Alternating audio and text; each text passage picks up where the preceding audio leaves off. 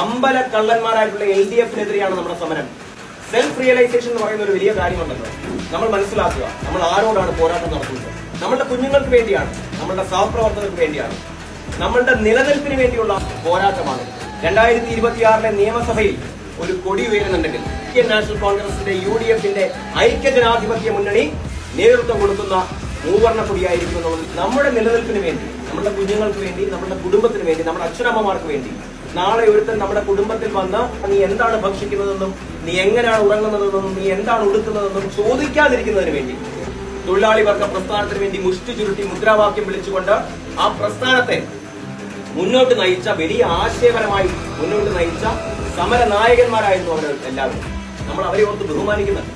നമ്മുടെ നാട് ഭരിച്ചിരുന്ന ആളുകളാണ്. പക്ഷേ ഇന്ന് ആ പ്രസ്ഥാനത്തിന് നേതൃത്വം കൊടുക്കുന്നത് ദൈനംദിന ജീവിതം അങ്ങോട്ടും ഇങ്ങോട്ടും കൂട്ടിമുട്ടിക്കുവാൻ ശ്രമിക്കുന്ന ആളുകളെ, നിർദ്ധനരായിട്ടുള്ള, നിർദോഷികളായിട്ടുള്ള, നിരാലംബരായിട്ടുള്ള ആളുകൾക്കെതിരെ മുഖം ധരിക്കുന്ന പിണറായി വിജയനെതിരെയുള്ള ഒരു വലിയ പോരാട്ടമാണ്. നമ്മളെല്ലാവരും ഒരുമിച്ച് നിൽക്കുന്നത് മാത്രം അഭ്യർത്ഥിച്ചുകൊണ്ട് മത്സരിക്കുന്ന റിയയ്ക്കും അതുപോലെ തന്നെ ബാക്കിയുള്ള സ്ഥാനാർത്ഥികൾക്കും അഭിവാദ്യങ്ങൾ അർപ്പിക്കുന്നു.